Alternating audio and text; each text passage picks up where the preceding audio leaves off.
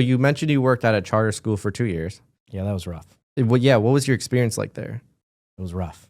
Rough how? Like the student, like the... It was a charter school, and it was a middle school, which I am, first of all, not suited to teach middle school at all. And I don't know why I thought I would be suited to teach middle school at all. Too immature? Me? No, the students.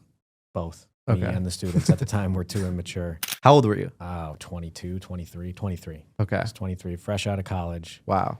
And it was a charter school in the Corktown area of Detroit. Okay. And it was middle school, and I was not prepared for the behavior issues that were going to be present. I wasn't prepared for just emotionally what I was going to have to deal with. Okay. With the student problems that they had in school and at home. And right. Father was talking about that. It was not a place for somebody fresh out of college to start their career. Okay. And I can tell a quick story about. Yeah, go ahead. I'd love to hear it. There was a fight. It was really? Yeah, Let's go. It was a middle school attached to boy a or girls? School. Boy or it was girls? A girls fight. Oh, okay. And for the pulling 2 hair years, for the 2 years that I was there, the girls' fights were always worse than the boys' fights. Really? Yeah. If you tried to break up a boys' fight, they would let you. Oh, okay. They would let you, and they would back off. If you tried to break up a girls' fight, you were going to get scratched or hit. Ooh. Or something. Did you have to break up one? I was present when one was broken up. Wow. And anyway, after the fight was over, mm-hmm. the mom got called to the school to come pick up her daughter. And on the way out, the mom, as her motherly advice to her daughter was, that's why I told you to always carry a sharpened pencil, because then you can stab someone with it. Oh, wow. That's, oh, wow. I don't know about that parenting advice.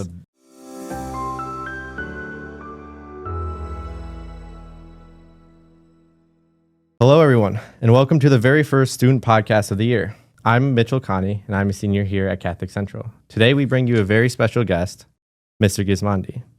He is known for his hard grammar and countless Quizzical victories. I'm very excited for him to be on this podcast, so thank you for coming. Thank you for having me. And my first question is why did you agree to come on this podcast?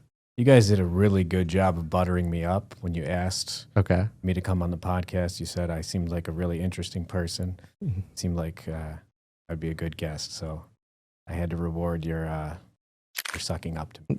Nice. Thank you. When I asked a lot of the staff, they're like, who you're interviewing? I was like, Mr. Gismondi. They're like very surprised. Yeah. So thank you. I am known as a bit of a mystery. Yeah. Very introvert guy.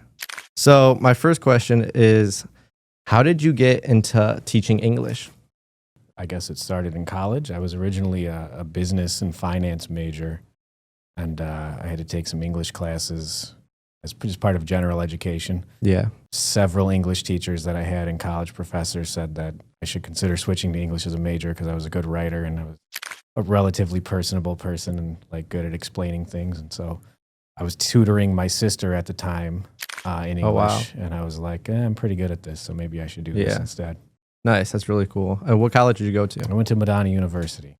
Nice. And is that like a tough school? Can you give... I pretty much coasted on my CC education for 2 years at Madonna before I was challenged. Cool. And what made you not, other than them saying you're good at English, you know words very well, you know grammar, why did you not choose the finance route? Honestly, it was one marketing class that I took, and I looked around and I saw the kind of people that were into marketing, and they really weren't my kind of people. Okay. And it really wasn't something that it seemed like it would suit me very well. Teaching did. Okay. So it was a pretty easy decision. What stuck out for you, with teaching? Honestly, I just felt like I was good at it. When I was explaining to my sister certain concepts and certain things, and she was getting them, helping people in my other English classes, I felt like I was good at it. So I figured, nice. Why not be good at something and also make money doing it too? Yeah. And then what led you to, come here at CC?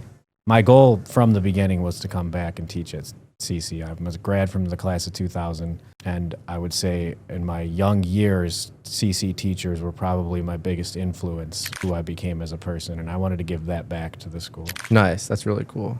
That's really sick. Because I was going to ask, I took your class last year, and I can say confidently that, out of all the other classes, your class made me really, work hard, and I felt like I really accomplished something, and that, really, I really liked it. And so it was very very, very impactful for me. And so you already got me on the podcast. You don't have to keep. I know, but I have to get some context, right? Way. No, I do appreciate that. That's very good. What did you like about the class?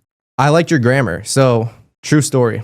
And I went to every single like school imaginable except for homeschool. So I've been to charter, public, private, and I've never like learned to like continually learn grammar. And like I literally learned in your class like what a subject and verb was. I literally didn't know like adjective, like prepositional phrase, like compound, complex. I literally learned that in your class, and I was like, oh my gosh, like this makes so much more sense with English. That's great to hear. Yeah.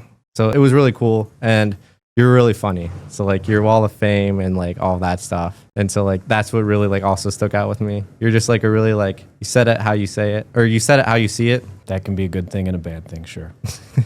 What was your family life like growing up? You mentioned you had a sister. Did you have any other siblings? I have a couple of half siblings. I would say my family life was very, to put it delicately, working class. We didn't have a lot of money growing up, but they were a loving, if not dysfunctional family. Okay. I had a lot of support growing up in spite of the challenges of growing up. I don't want to say poor, but growing up with not as many advantages as other people had. It was definitely a chaotic household, probably where some of my humor comes from is just sort of a coping mechanism from dealing with all the stuff that was going on around the time. But I'm a Catholic school kid from kindergarten all the way through college. Madonna's a Catholic college. Oh, wow. And now, after I spent 2 years teaching at a charter school and came back here, Catholic school kid through and through. Wow, that's amazing. At home time was spent doing a lot of reading and doing a lot of sports. Nice. That's sick. What sports did you play? I know last year you played in the teacher's basketball game. Yeah, basketball was my sport from like age 5 on up. Who's your favorite player?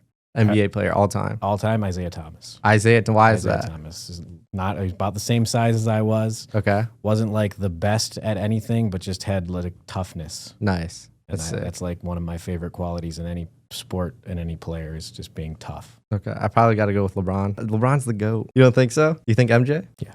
Really? That pains me to say because I hated the Bulls growing up. Really? You a Pistons fan? Oh, absolutely. I mean, I was like 6, 7 years old when they won the first 2 championships. That was my team. Wow, that's amazing. Yeah, I'm a LeBron follower, so kind of a bandwagon. But Pistons, like for me growing up, always just were terrible. Yeah, that's sad. It was a very long time. They lost a generation of fans for sure. Yeah. But yeah, you know, you'll get older and you'll realize the error of your ways. It's okay. Oh, okay. I think I might stick with LeBron, though he might be retiring next year. So kind of sad. He's like 50. Yeah, but he's still in his prime, though. No, he's not. All right, maybe not his prime. But let's just move on. I can't deal with you. Okay. A lot of you said earlier that the teachers here at Catholic Central were some of your biggest influences. Can you name one of them? I can name 2 right off the bat, for certain, and maybe even more. For sure, the first teacher that really got my attention, because I was, believe it or not, a bit of a lazy student. Really? Yeah, I was not like a 4.0 student. In fact, I don't think I hit 3.0 until I was a junior in high school. Wow. Was Father McKernan. Father McKernan, for my class, taught morality. Okay. And he's actually the one that, you may remember this from last year, taught me about the hero's journey. Oh, yeah. Leaving home, all of that good stuff. Mm-hmm. And that was so captivating to me. And he had so many like great moral dilemmas that he would pose to the class and just really made everyone think. Yeah. And it was the first time that somebody really talked to me like an adult and not like a student. Yeah. It just made me think and had like valued what other people in the class thought and wasn't just trying to talk at me, but was talking with me. Nice. And then from there, I met Mr. Weinberg as my econ and eventually my AP Gov teacher, who was the Quiz Bowl coach at the time. Oh, wow. He and I share a very similar sense of humor. Okay. And it was wild to me to hear a teacher crack jokes in class that made me laugh. I never had a teacher make me laugh like Mr. Weinberg did. Wow. And so once I decided I wanted to become a teacher, I knew that my goal was eventually to come back to CC and to coach the Quiz Bowl team. That's sick. And then the English aspect of it was Mr. Gruey. Mr. Gruey was a longtime teacher here. Okay. He was like an athlete and a football coach and just like a man's man. Yeah. And to have that in an English teacher was not the norm. Okay. And so he was someone that I looked up to as a student. And then when I came back to the building as a teacher, someone I looked up to as a professional too. That's sick. That's really cool. Wow. And how long have you been working here at CC? This is year 18. Wow. Year 20 as a teacher and year 18 at CC. Wow, that's amazing. And like your teaching style, did you like, obviously it's developed since your first day working here at CC to now, like how has that developed for you? Like how have you gotten to your rhythm? Like this is how I like teaching. Here's how I want to teach it for like until I retire. Yeah, it's always a process. It's not a final product. Yeah. Always evolving? Always evolving. And I remember when I was in college taking all the education classes, they told me that for the most part, the education classes don't really teach you anything because you're just going to emulate the style of the teacher that you looked up to the most. Okay. And I would say that's probably accurate in that I'm a pretty even mix of Mr. Gruy, who I mentioned earlier, and Mr. Weinberg, who I mentioned earlier. But there's just a lot of tweaking. Like the first few years, there's a lot of preparation involved in learning your material, deciding what you want to do, and then you try things and you see what works and what doesn't work. And I think I've sort of fiddled with things to the point now where like I think the class is kind of a well-oiled machine at this point. Yeah. And the tweaks that I do are just very minor ones here and there. And a lot of it now is just like, I think I like this story. I want to add it. Gotcha. Nice. That's sick. So like, does it ever get like really repetitive teaching the same quality of stuff every year? Oh yeah, absolutely. Like how does a teacher not get bored of that? Or like, how does it not come mundane? Oh, so I mean, that's where humor comes in for me. I like to crack jokes and say funny things when I can think of them. So that breaks up the monotony and the repetition. Okay. And then, yeah, like I said before, like just adding stuff that isn't the same. Yeah. Every now and then breaks up that monotony. But yeah, absolutely. Like today, I taught the same grammar lesson for all 5 class periods. And by the last class period, I was done. Yeah. And I was ready to just say, you guys just learn this one on your own. Yeah. Yes. You can't really do that. Yeah. Your grammar is hard. I guess. But it's like, it's a good hard though. So you had influences in your life and a lot of them like motivate you. Where you say like, when you get up in the morning, does that like still motivate you? Like what gets you up in the morning? Like what motivates you? Like to put a smile on your face, like, let's go, baby. I'm not a big smiler. Okay. My kids definitely make me smile, and my wife and my kids are definitely my primary motivation with just about anything that I do. I want to make them proud. Yeah.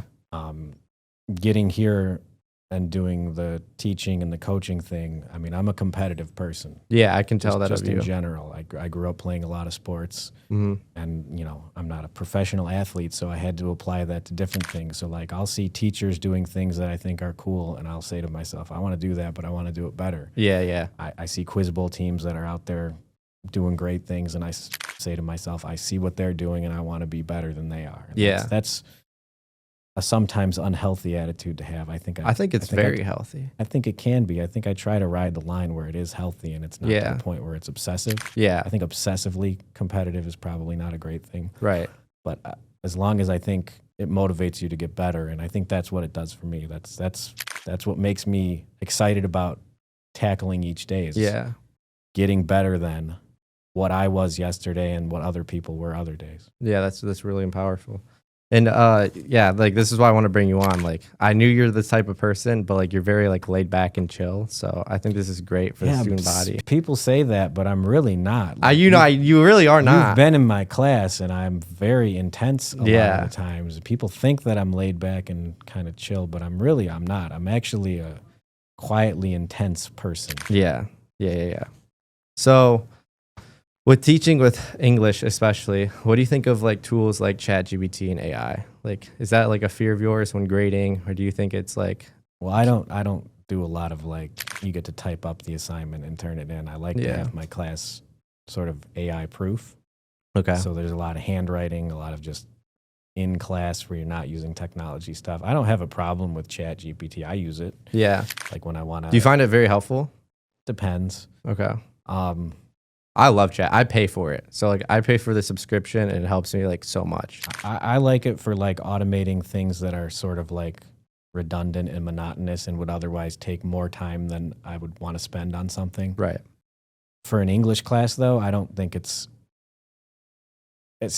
like any tool. It's how you want to use it. Yeah. You could use it to cheat. You could use it to write and create for you. And I think it's obvious when people do that. Yeah. Does it make you upset though? Like, why don't you just do it on your own? Yeah, well, so yes and no, because like I get it. Okay. People are busy. Yeah. People don't think that like English is the most important thing in their lives. Yeah. And so they just want to get stuff done to get stuff done. but I also find it a little bit insulting Yeah. that you think I'm not going to know when you're turning something in that's clearly AI generated. And you can tell? Yeah, I think I can tell pretty obviously. Chat has like a tone to it that's pretty obvious, and a style of writing grammatically that makes it, I think, very evident from the beginning. But I get it. It's not gonna ruin my day if somebody turns in a ChatGPT essay. What do you think? Like, this is what I'll do. I'll like have it like, hey, here's my body outline. Here's how I want it, and then I'll add my own words. Like, what do you think of that? Do you think that's still kind of cheating? Do you still think that's fully cheating, or like it's not really cheating? So you put in like an outline of what you want, and then it writes it for me. It writes the outline for you. I mean, I'd say that's a pretty good use of it as a tool. Okay. I think once it's you creating its own words and you're using those words, then I would say that's problematic. Okay, that's cool. And like, do you always use ChatGPT or like OpenAI or any other ones? I've used Notebook.lm a couple of times just because it's that one's kind of hard. I'm not gonna lie. Well, that one I like because you give it the information. Okay. And then it pulls from what you give it. ChatGPT, because of all of like the hallucinations and the random stuff that it gives you, it's not always accurate. Yeah. Okay. So you mentioned earlier that the professor here was the Quiz Bowl. Yeah. And Howard Weinberg. Yeah, Howard Weinberg. And your team is like known for winning Quiz Bowl a lot. Quick story. I was out with my brother and we were getting food or whatever, and I was wearing a CC shirt. And the kid who was like the cashier was checking me out, and he goes, "Excuse me, sir, do you go to CC?" And I go, "Yeah, I do." He goes, I was on my school's Quiz Bowl team, and he goes, "CC beat us like really badly. Does CC just win at everything?" And I was like, in my head, I was like, that's Mr. Gismondi and Mr. Herman. And so how do you prep your kids to like be very, very good at Quiz Bowl? That's a tough question to answer because I don't think we really do all that much to prep them, to be really honest with you. A lot of times I just kind of feel like a glorified chauffeur. A lot of what we do is motivation. Okay. Like, how so? Well, it's not like a sport. Like with a basketball coach, you can design a play. Yeah. You can call a specific defense. With football, you can call a play. You can put your players in a position to succeed. Right. With Quiz Bowl, you either know things or you don't know things in the middle of a game. So there's not much a coach does in game with Quiz Bowl other than like making sure everybody's calm. Yeah. Making sure everybody is prepared and focused. Yeah. But how do you acquire more like general knowledge so you be able to know the question that they ask you? You have to read. Okay. Part of my job is to motivate them to want to read and learn things. Gotcha. So if you're not an academically curious person, it's harder to get good at Quiz Bowl. Right. Like what books do you recommend for them? Well, now with Quiz Bowl, the method is not reading individual books. It's just reading as much as you possibly can. Oh, so like news headlines and stuff? Well, it depends on the subject area. So we do like each person picks a couple of specialties. If you want to be a current events player, you watch the news, you read newspapers. Gotcha. If you want to be a literature person, you're not going to be able to read. So there's different subcategories. There's different subcategories. Okay, I never knew that. Yeah. So like, and Quiz Bowl is kind of like Jeopardy, right? You like get a buzzer if you know it? If you want to break it down into simplest terms, it's like Team Jeopardy. Okay. You get a buzzer, and as soon as you know the answer, you buzz in with the answer. Yeah. And like, how does one join your Quiz Bowl team? You just come talk to Mr. Cornish or me or Mr. Herman and say you want to be on the team. Okay, that's cool. Yeah, we're a no-cut program. We just want to try to encourage people to learn as much as possible. That's sick. I love that. I love learning. I love thinking deep. What's the one book you recommend that everyone should read? That's a tough one. A lot of good books out there. There's a lot of good books out there. There's a lot of books that I like, but I don't necessarily think everyone could or should read. Okay, top 3 or 5. A book that everyone should read that I think is accessible and available for anyone to read. Yeah. And is one of my favorites would be A Farewell to Arms by Ernest Hemingway. Okay. It's a World War II book, and it deals with more than just war. It deals with life. Yeah. And Hemingway's kind of one of those manly men that in my younger years appealed to me. Gotcha. That's sick. Because my favorite book is Fahrenheit 451. That's a good one. That's a tough read. Yeah, that was good. I read that back in 9th grade, so a couple years ago. Was that one of the senior summer reads? No, it was not. Oh, okay. We had a senior summer reads. I'm blanking on the books. The test was just like a week ago. I know. CC moves fast here. But Beowulf's hard. Beowulf's been the hardest book I've read. Really? Yeah. There's no way Beowulf's harder than the Iliad from last year. No, but like you broke it down though. Like your style of teaching broke it down to the point where I could comprehend it. Like Beowulf is like hard because it's like Anglo-Saxon English. You're not reading the English. I know. Well, you're not reading it, but like still, it's tough. I find it hard. Well, that's your opinion. Okay. Well, hold on. What's your favorite part of Beowulf so far? Well, we just finished the book. Honestly, I like the part where he died at the end. Well, I mean, but it was like, but all the material stuff that they had, they're like, this is worthless to us.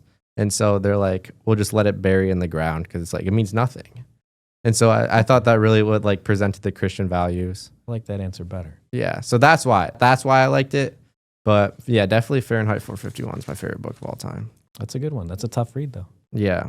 Anyone coming as a freshman to CC, what is one piece of advice you'd give them? One piece of advice for any freshman coming to CC. Or any transfer like me. Like for those who don't know, I was a transfer. I came in my junior year here. Well, I'll answer your question, but then I want to hear what your answer to that question is. Okay. So my answer would be try everything. Okay. Try as many things as you can fit. That's like the motto around here. It kind of is. But then once you try something, I think that maybe we're spreading ourselves a little too thin. Okay. As a student body. We're all trying to do everything for everyone. Okay. So I think try a lot of things when you first get here and then maybe pick one or two things that you think are like the most important things to you and then really commit to those couple of things. Gotcha. That would be my advice. What would be your advice since you I came are in sort as of in the situation? Yeah, so I came in as a transfer. I went to the freshman orientation because they said transfers had to go there. Like the CC here is like very brotherhood, very traditional Catholic, and they're like just try everything. Kind of agree with what you just said, but I would say like try stuff that you think you'd be interested in. So I joined the poker club. Like I love playing Texas Hold'em. So I joined that. That was really cool. And then here as the first CC podcast, I said, I think I'm a pretty good talker and I want to get to know like more of the student body. So I said, well, why don't I try the CC podcast? And so, yeah. But there's a lot more like other clubs out there. Yeah, there are. Like there's a Lego club. Like I was like, wow. There were a lot of clubs at the club fair this year. Yeah. There's a place that you can find here for anyone. For sure. And that's why I think the big thing is try a lot of different things because you can find your place somewhere. Yeah, exactly. So you mentioned you worked at a charter school for 2 years. Yeah, that was rough. Well, yeah. What was your experience like there? It was rough. Rough how? Like the student, like the... It was a charter school and it was a middle school, which I am, first of all, not suited to teach middle school at all. And I don't know why I thought I would be suited to teach middle school at all. Too immature? Me? No, the students. Both. Okay. Me and the students at the time were too immature. How old were you? 22, 23, 23. Okay. I was 23, fresh out of college. Wow.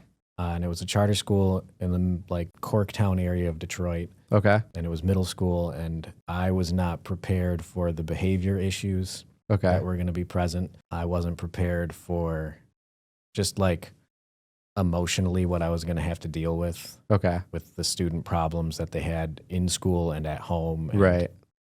Father was talking about that. It was not a place for somebody fresh out of college to start their career. Okay. And I can tell a quick story about. Yeah, go ahead. I'd love to hear it. There was a fight. It was. Really? Yeah, Let's go. It was a middle school attached to boy or high girls. School. Boy or it was girls. A girls fight. Oh, okay. And for the pulling hair. For the 2 years that I was there, the girls' fights were always worse than the boys' fights. Really? Yeah.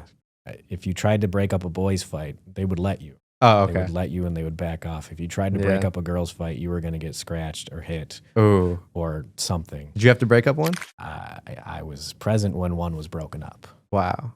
And anyway, after the fight was over, mm-hmm. the mom got called to the school to come pick up her daughter. And on the way out, the mom, as her motherly advice to her daughter was, that's why I told you to always carry a sharpened pencil, because then you can stab someone with it. Oh, wow. That's wow. I don't know about that parenting advice. The behavior issues that I was dealing with fresh out of college. Wow. Okay. Yeah, I could see how that's one would not be prepared for that. Terrible advice, by the way. Yeah, I figure you should write with a pencil and not stab people with it. That's crazy. And like, so the students were crazy. Fights were breaking out. What was the staff like? Staff was very cool. I mean, when you're in a highly stressful situation, you tend to bond with those people a little more closely than when everything's going really well. So I actually made several friends that I still talk to today from that school, and I was only there for 2 years. Okay. One was one of the groomsmen in my wedding. Oh, wow. That's sick. Yeah. So it was, we bonded a lot because of the stressful, traumatic environment that we were sort of sharing. Yeah. And like with teaching and being in students, with teaching and stuff like that and being in areas like that, like how do you, in this day and age, how do you prepare your kids' like lives? Like how do you build them best out for success? The students here? Students and your family life. The students here, it's sort of both. They're sort of the same, two sides of the same coin. Okay. I think in 2025, you have to prepare your students to be resilient. Okay. You have to prepare your students to be flexible. Okay. And able to adapt on the fly. Yeah. And I try to do that in my class by it's fast. It's fast and it's sometimes a little bit random. It is. Yeah, that's very well true. And not just with what we're doing in class, but like I tend to go off on tangents Yeah. in the middle of things and let students sort of purposefully direct things a different direction than we were originally headed. That builds up a sort of ability to think on your feet and adapt. And I think that's probably the most important thing going forward is just being able to think on your feet and adjust. Gotcha. And I don't think you can have that unless you have a sort of inherent resilience to life. And so, go ahead. Yeah, if one like doesn't have like a resilience to life, how do like you build them up for that? You have to be hard on people. Okay, more tough love. Yeah, tough love, but there is a love aspect to being tough on someone. Right, correct. If you're just being tough on someone without love, that's mean. Yeah. But if you're being tough with a goal that's positive at the end, I think that's important and necessary. So tough love, yes, but love. Yeah, love. Love at the end of the day. Can't just bash someone down, right? It's not about just breaking someone down until they can't take it anymore. That's not resilience. That's just being mean. It's about helping someone realize they can do something that they didn't think they could do. Right. Okay, that's sick. Not a lot of love at that charter school, eh? I was involved and I did my best, but it's a lot harder to focus on curriculum issues when you have people trying to fight each other. Well, not even just people trying to fight You're like each other. the referee, you know? There's people that couldn't get a ride home until 7, 8 p.m. at night because their parents were working. And then they didn't have food after school. That's wow. So what you can't worry about what grammar lesson you're teaching that day when you have somebody who basic hasn't necessities eaten since 10 o'clock in the morning. Yeah, that's crazy. So I never knew that. That's crazy. What's like the biggest commotion or like biggest thing you've seen here at CC? Oh, there's nothing. There's been like 3 times I've seen 2 kids push each other like seriously in the hallway in 18 years. Oh, okay. Where's the Wall of Fame come from? What made you start that? I don't think I can talk about the origins of the Wall of Fame on the podcast here. Okay. Let's just say I accidentally said something stupid in class and it made everyone laugh. And after that, so I was actually the first entry into the Wall of Fame. I was on there a couple times. Yeah. So it's just anytime somebody says something that is funny out of context, it goes on the Wall of Fame. And I was the first victim of my own Wall of Fame because I accidentally said something very stupid. Really? Yes. Like scale 1 through 10. It's a 10. Oh, wow. Oh, it's a 10. Wow, that's crazy. That's crazy. So is there any like student body that you still talk to? I talk to a lot of the Quiz Bowl alumni still. Nice. And they're all over the country, but they come back once a year for our alumni tournament. And that's cool. We connect that way. Still through some text messages. One of our alumni, David DeBacker, was on Jeopardy last year. Oh, that's sick. Yeah, he got close. He got close? He got very close, but he was texting me during the episode like, hey, are you proud of me because I got this one right from Quiz Bowl? And like, yeah, good job. That's sick. That's cool to see the success in your students. Yeah, we have Quiz Bowl alumni all over. That's sick. One working for NASA. Wow. I never knew that. Yeah, one who worked for CERN in Switzerland, the That's Large Hadron Collider out there. That's sick. I've always, I want to meet Elon Musk. I want to ask him one question. He's not a Quiz Bowl alumni. I know, but if we ever did, just based on NASA and rockets, what's the one question you would ask Elon Musk if you met him? That's a great question. If I ask him one question. I'm going to start hosting this now. Oh, okay. I would ask him, I would say, at age 18, what's one lesson you wish you would have learned sooner? Not a bad question. He's very successful. What if you got to interview your idol, LeBron James? What would you ask him? I would say, why do you think you're better than Michael Jordan? Do you think he would think he's better than Michael Jordan? 100%. Wow, I mean, you were just talking, you're a born competitor, right? You think he'd probably have the same mindset or close to it. If you asked me if I thought I was the best quiz bowl coach in the country, I would not say yes. Really? Why is that? Humble? Yeah, there's a certain amount of humility you need, okay. right? Like, if you think you're the best at something, what are you striving to be better than? I don't know. I mean, like, but it's kind of like the UFC, right? Like, you work your way up to get the gold belt, but then, like, it's the hardest part is to hold the gold belt because everyone's hungry to get it. See, I think they're differently hard. I think they're both equally hard, but for different reasons. Like, we've been part of, our team has been part of being the team that no one expected anything out of. Okay. And then came out of nowhere and did well. And we've been the team that everybody knew was going to do well and everybody was out to get. And I think they're just a different hard. Okay. All right. That makes sense. That's sick. That's really sick. So, like, how's your first couple of months been here? Just chill, normal? I think this has been the best year so far of really? 18 that I've been, as far as teaching goes. Nice. I feel like. What about it? I feel like I'm at a point where it's kind of automatic now. Nice. Where I don't have to think about it so much. Okay. And I've just had a great response to all of the stuff that I've been teaching in classes, which is not always the case. Yeah. There are certain years where everyone hates everything that you do. Mm-hmm. But this year, everybody's been very positive. It's been a very exciting start to the year. That's sick. No complaints. That's sick. That's sick. Are they doing another staff basketball game? I'm not the person to ask that. And no. I might be coming to the end of my basketball career, too. Really? Yeah, I'm not young. You're not young. No. Yeah. Yeah. Well, what position did you play?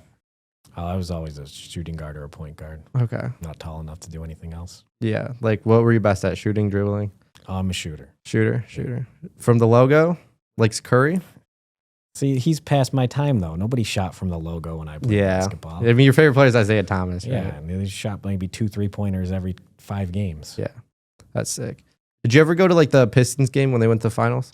I didn't go to any finals game. In the 2004 run, I went to one of the conference final games. That's sick. What was the atmosphere like? Oh, that place was wild. I've only been to the Palace once. No, the Palace was, especially during that going to work era, it was fun. Yeah, I bet. And it was before they jacked up the prices, so like you just had regular people there cheering on the team that they'd loved for a long time, and it was fun. That's sick. That's so sick. And is the Pistons your favorite out of all the Detroit teams? Yeah, I would say just because basketball is my favorite sport. Okay. I would say they are, but I watch all the Detroit sports teams. Gotcha. NFL guy? Yeah, I mean I watch NFL. Okay. I like the Lions. They're not my favorite.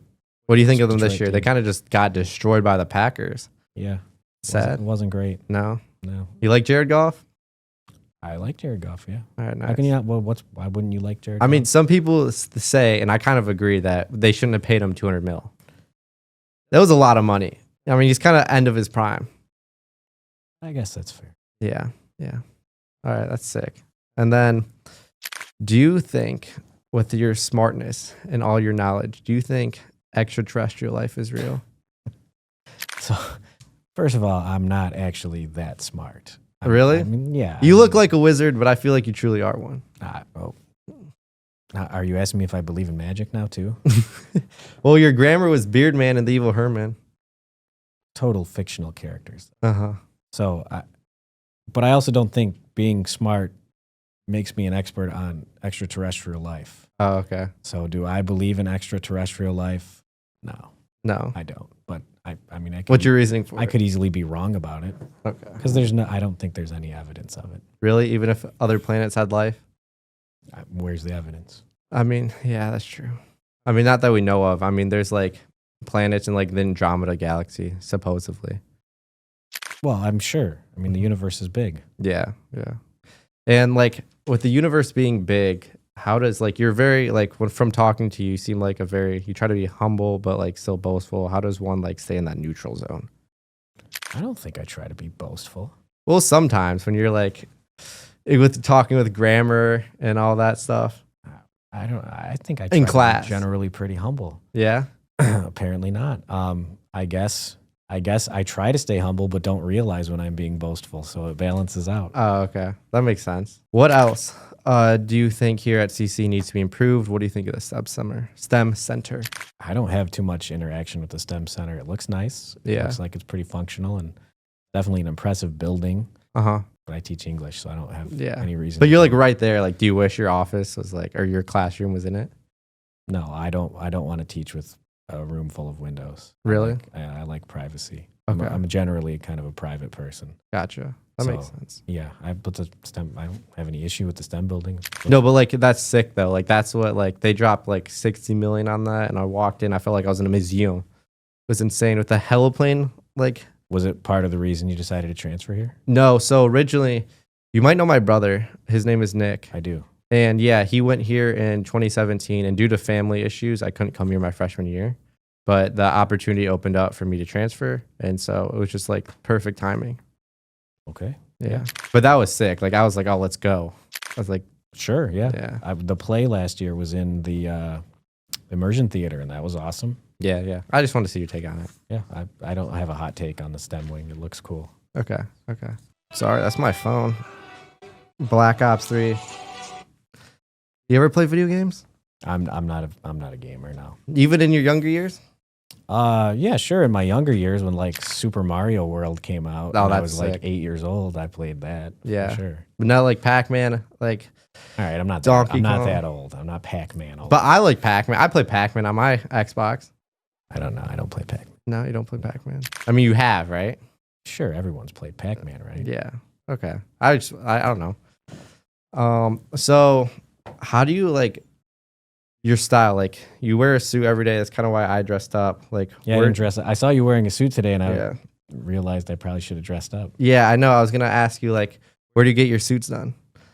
Oh, most of my jackets and stuff are from like thrift stores. Oh, really? Yeah, You're a thrift store. I have a couple of suits that I like had tailored and paid for, but most of my jackets are thrift store. Yeah, I'm a thrift store person. Nice. That's sick. I'm more of like big brand names like Nike, Men's Warehouse. And yet, your favorite part of Beowulf was the part where they gave up all of their possessions. Well, like towards the end, but like, I mean, it's nice to have it. Isn't that interesting? The duality of man. Yeah, it is. It is interesting. And for your family, do you have a daughter and I a have son? a daughter, a 16-year-old daughter, and an 11-year-old son. And what's life like growing up with them? So, I mean, you said you love it, right? Earlier. Did I say that? Yeah, you said you said. I love them. Yeah, you love them. That's what you said. I don't love everything about what they make me do.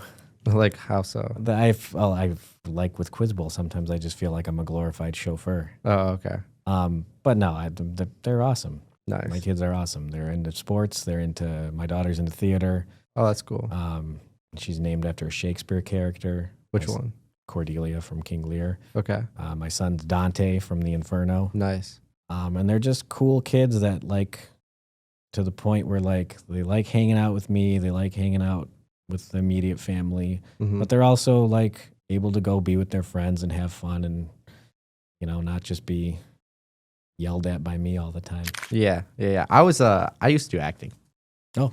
Yeah, I loved it. How come you didn't do it here? Well, I like kind of transferred, and I wasn't like really sure like what like CC was fully about, but like I don't know, I never like really like stuck with it to the point where like I wanted to keep doing it. But I did like acting when I was younger. Okay. Yeah, I don't know. Yeah, I'm sure you know where Howell is. Like Howell High School had a acting program, and I joined it. Really liked it. It was really fun. Nice. My daughter has done the play here the last 2 years. Nice. That's really sick. So with all the books you've read, like that you teach, and read, what is your favorite one?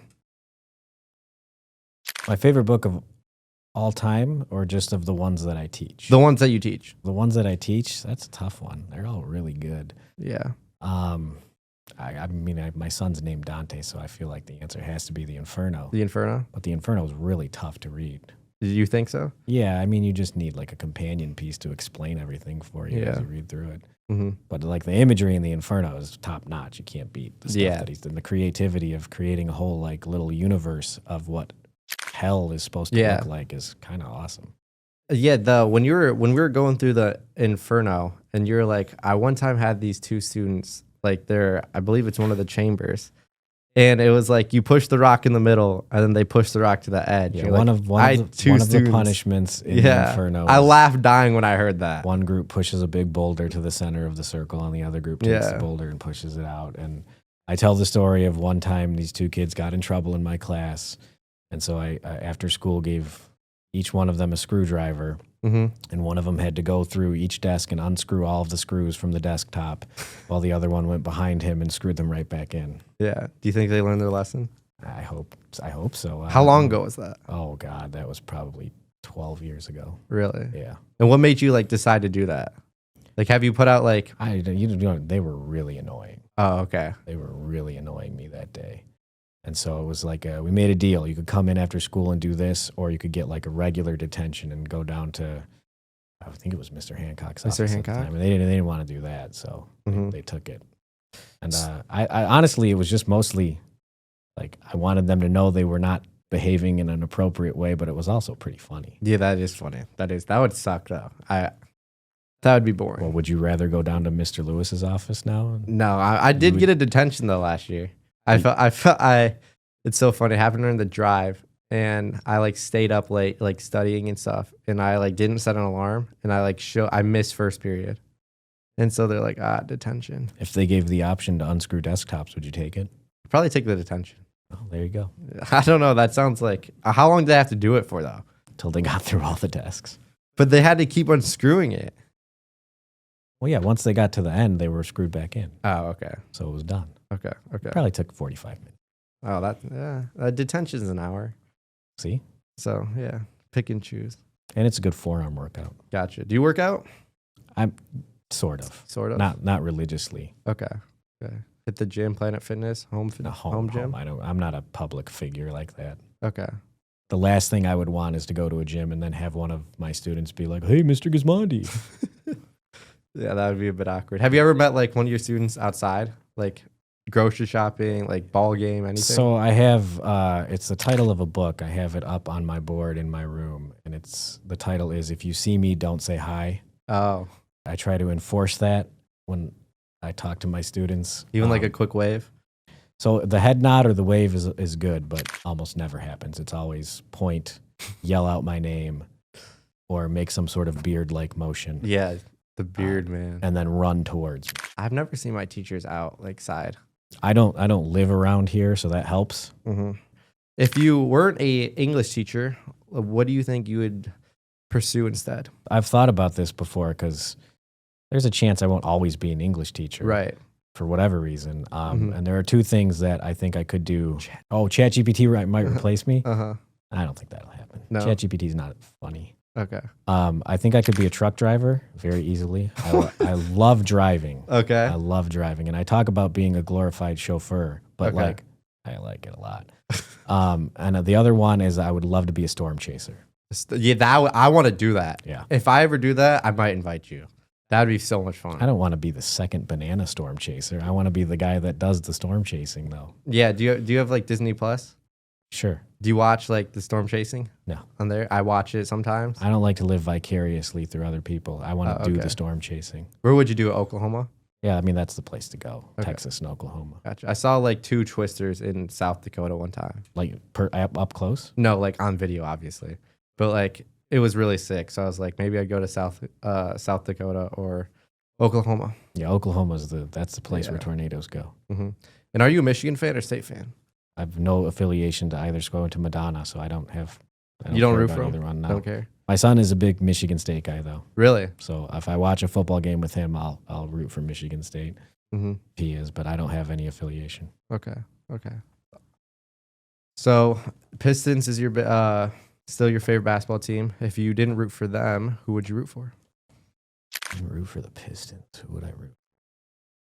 It would be a small market team. A few years ago, Pacers? It'd be like Milwaukee. Nice. So a few years ago, we were traveling through Wisconsin when Milwaukee was in the finals. Oh, that's sick. And we stopped outside of the whatever it's called, the Fiserv Forum, and they were in Phoenix playing one of the finals games, and they had a big screen outside of the stadium, and like tens of thousands of people were gathering to watch the game, and so we just went and watched it there. And nice. I would say Milwaukee. They were cool people in Milwaukee. Yeah. I've never been, but that sounds sick. Do you like Giannis? Do you like his game? No? What's that? It's not a lot of skill involved when you just bull rush into the basket all the time. Okay. Doesn't have a great jump shot. His defense is great, though. His defense is good. I do appreciate good, hard-nosed defense. Yeah, like Anthony Davis? Unibrow? Nah, I'm not a big Davis guy. But Anthony Davis is good defense, though. He's good defense. Yeah, good defense. What'd you think of the Luka Doncic trade? This is wild. Wild. Well, like, what was your first reaction? The GM should be fired. I know that's what everyone says. Yeah. Yeah, that was insane. They literally, like, have you ever watched Infinity War? Avengers Infinity War? Yes. And so, like, I saw this one meme that made me die laughing. It was like Nico Harrison skating all timelines and realizing Luka was like the only way to get the first draft pick for Cooper Flag. That was crazy how they just traded Luka and then got the first. Are you throwing conspiracy theories out here? You think there was a Nico deal Harrison, involved? There might have been. There might have been. Maybe on an alien life planet. Yeah. Did you ever go to one? If an extraterrestrial came down to CC and said, "Mr. Gismondi, will you join me on my planet?" Would you say yes? Well, not just if he said, I'm going to need a little more information. Well, that's all he gives you. That's all he gives you. I can't just blindly go to another planet. I would do it. Trust an alien to take me there. Oh, okay. You know what the aliens do to, there's no way. I couldn't just say yes to that. Oh, okay. No way. All right. That makes sense. So, how do you personally view success other than Quiz Bowl as a teacher? Does your faith play an involvement in there? How do I view success? I mean, isn't that sort of up to each person, right? So yeah, my view of success is, am I further along than I was the day before? Okay. And if the answer is yes, then that was a successful day. Okay, nice. So like getting 1% better every day. It doesn't even necessarily have to be 1%. Did I do something to make myself better today, then I've lived a successful day. And how do you like measure that? I don't know that you can measure that. I mean, long term, you should see yourself grow as a person, shouldn't you? Isn't that the Well, you could measure it, right? You're a basketball player. If you couldn't shoot from a free throw line and then you started making free throws, you could tell that's improvement. Sure, but what if I don't improve? Is it just based, is your success just based on results? I don't think that's true. Okay. So let's say I make 60 free throws one day and 55 the next day. I didn't improve, but I put the effort towards getting better. So is that a success or is that not a success? That's up to the individual. All right, then. All right. That's interesting. I like that. See, this is why I wanted to invite you on. Good topics. So you went to a Catholic school all your life. Are you a particularly religious person? I would say that I am a particularly philosophical person. Yeah. Sometimes philosophy and religion intersect, Mm-hmm. And sometimes they do not. Okay. So I'm not much for the pomp and circumstance of religious experience and more for the thought behind it. Okay. My mother was very religious. And Catholic. Okay. Church every Sunday. She sent me to Catholic school my whole life. Yeah. And even though we didn't make a lot of money, she made sure that there was a way for me to come to Catholic Central for 4 years. Nice. And my father was the exact opposite of that. Okay. So I got both sides of that experience. Okay. And I feel like I'm probably somewhere in between the two. Gotcha. And do you lean more philosophical than religion? Yeah, I would say that's probably fair. And why is that? I just like thinking about philosophical ideas and what they mean when you put them into action. Okay.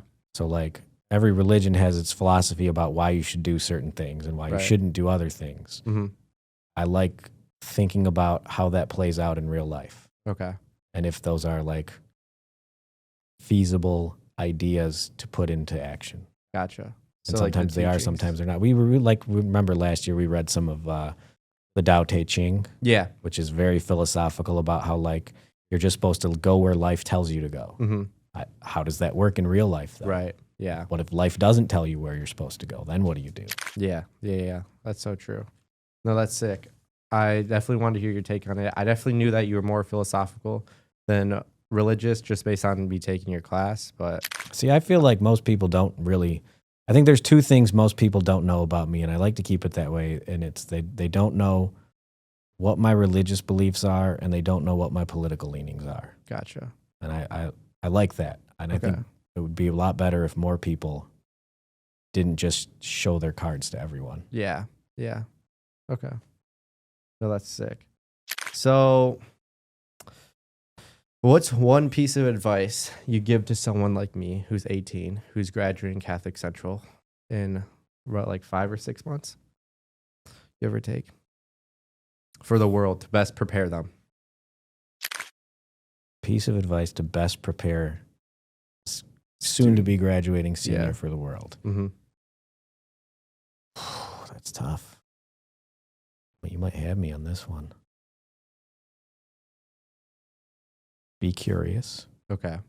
Don't stop learning about things. Okay. And don't get entrenched in what you already know or think you know. Okay. So you're about to encounter a world that's bigger than CC. CC is pretty big. Right. But the world at large is much, much bigger. And you're going to encounter people that are different than you, who have different ideas than you, who believe different things than you. And that's okay. Okay. So don't stop learning about things. Mm-hmm. And don't think just because you think one way or you know something now that that's always going to be the case. Yeah. Like for me, and like my brother really preaches this to me. He says like, you always think that you know everything. In reality, you don't know anything. And so I always try to remind myself that like when learning new stuff or meeting new people is like always like, what's the best I can learn from them? Kind of like a sponge. You just soak it up. Well, they say the smartest people are the ones that know they don't know anything.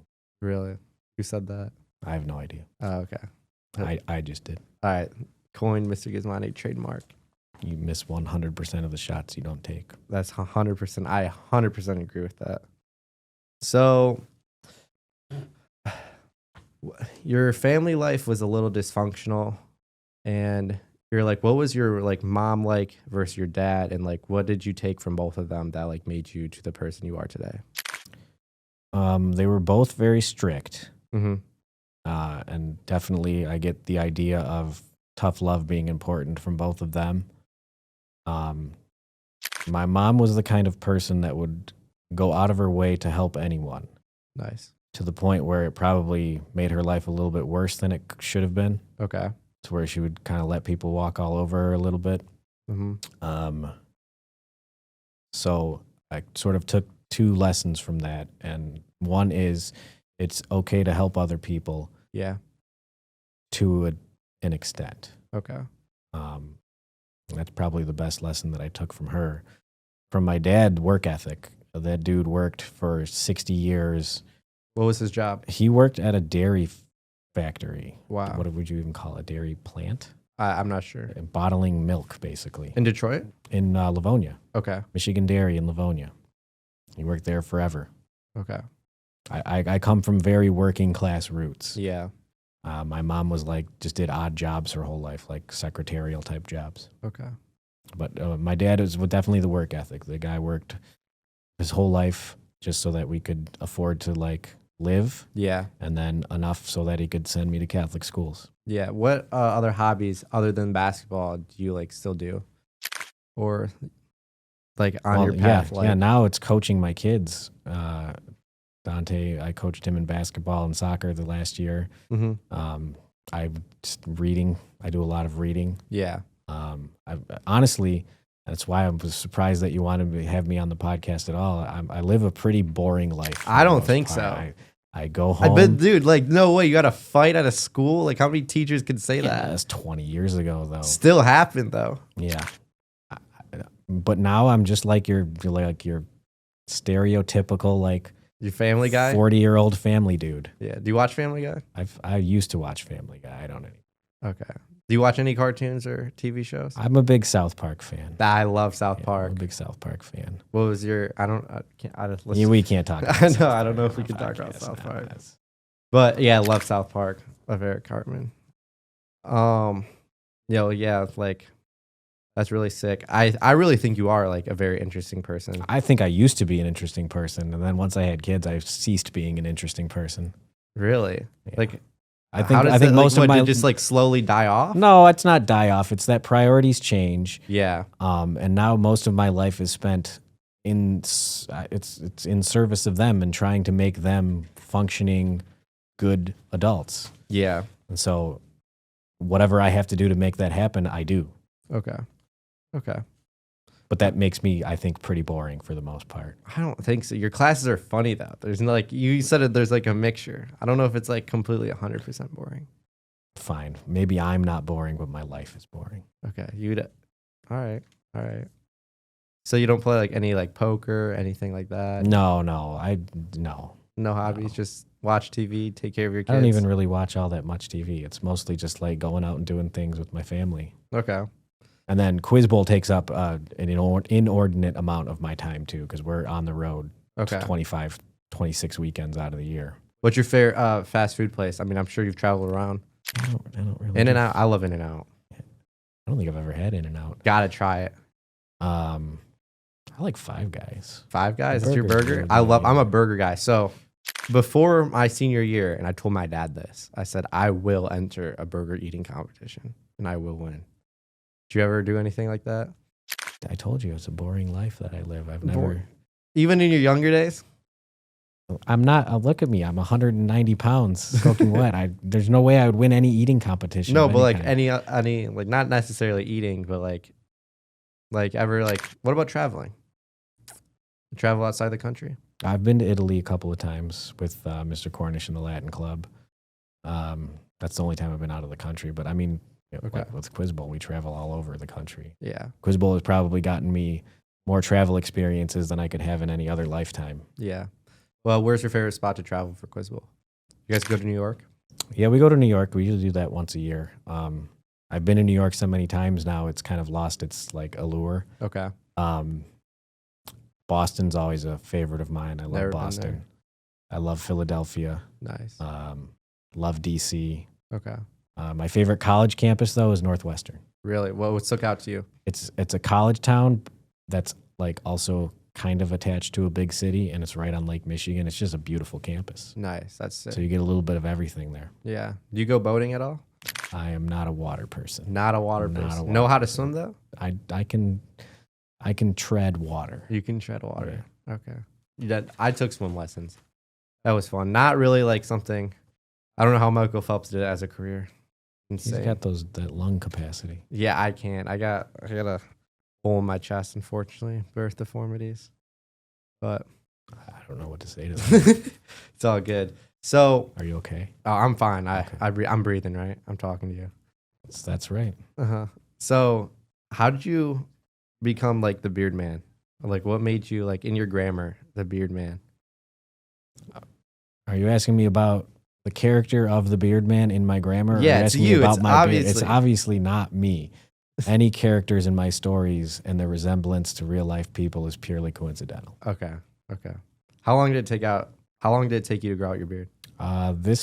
So it's not like it's not continuous. I trim this down, I shave it up, but this version has been around since about 2014. Really? Yeah. And how much would it take for you to shave it? There's no amount of money that you could offer me that I would shave my beard. Really? Or like anything that we much like do? You, in Beowulf, I understand that monetary, physical, material things are impermanent and are just going to go back into the ground when I'm dead anyway. Yeah. So I have no interest in you paying me to shave my beard, or anyone paying me to shave my beard. Really? So if I offered you like a Lamborghini plus a Pagani, you'd say no? I would say no. You'd say no? Yeah. Wow, that's crazy. I guess. Like, yeah, you style it sometimes. Like you have the like little. Like, yeah. I've had my daughter calls it the bubble beard. Okay. How do you style it? Like, is it hard to do it or not really? No. There's no. I mean, how do you style your hair in the morning? Just a comb. Exactly. Pretty much it. I don't know if I've never had a beard. I can't grow one. Unfortunately, it's the same concept. I don't think I'll ever be able to grow one. Never? No, I don't have a lot of facial hair. Maybe one day. Something to aspire to. Get 1% better every day. Yep. Genetics can change that, can't I? I don't know. Can you? I don't know. Science is getting close. There you go. Maybe that can be your like your doctoral thesis. My calling? How to change the genetics of facial hair growth. Gotcha. What do you think of the dire wolves?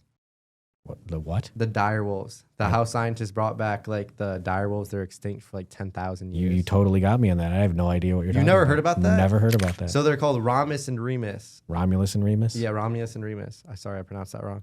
And they like brought them back from 10,000 years, and they're just like living, I don't know where, but they brought them back through genetic coding. This is a real thing? Real story. Yeah, you can look it up after this. I'm going to totally look it up after this. Yeah, it happened like last year. I'm surprised you didn't know about this. They brought back an extinct species of wolf from 10,000 years ago? Yeah. I don't know if I believe you. Yeah, you can look it up. I think you're pranking me right now. I'm not pranking you. So we're getting there. CRISPR technology. Maybe Yeah, I can grow a that's beard. that's the gene editing stuff. They're it's the same company who is trying to bring back the woolly mammoth. I don't know if you know that. So they already brought back a 10,000-year-old wolf. Yeah. Just one. Two. Are they breeding them? I think so. Why? I don't know. I mean, well, you're the expert on this, not me. Yeah, I mean, a lot of people were like, we should think of Jurassic Park. You know, It's a great just movie. because we can do it doesn't mean that we should. Well, now you're getting into philosophy again. Yeah, that's your realm, right? I don't know about that. That's an interest. But you lean more. So what do you think about it then? I don't know anything about it. I think it's interesting. I don't know, like, because I'm Christian morals, so like I don't know if they're kind of playing God. I think it's like interesting that we can do it, but I don't know if we should like bring back like stuff that would just destroy like the food chain or food web. You think the wolves are going to destroy the food chain? Yeah, they're like taller than wolves. Really? Regular wolves. Yeah, they're like, if a human, like a 6-foot human, like they're like the side of it, like the rib cage. That's how tall they are. They're called the dire wolves? Dire wolves, yeah. They brought them back last year. You got to look that up. I'm surprised you didn't know that. I'm surprised I didn't know that too. See, I told you I'm not that smart. How often do you look at the news and stuff? Every day. Every day? Yeah, every day. Every day? Why? How come? Because I don't like to be ignorant of what's happening around me. Okay. All right. Except for dire wolves. You got me there. So we talked about your family life. We talked about your life here at CC. We talked about like motivation, what drives you. And overall, I think this has just been a fantastic podcast. So I think I kind of want to end it here. Okay. And thank you for coming on. Thank you for having me. Yeah. Thank you so much, Mr. Gismondi. Appreciate it.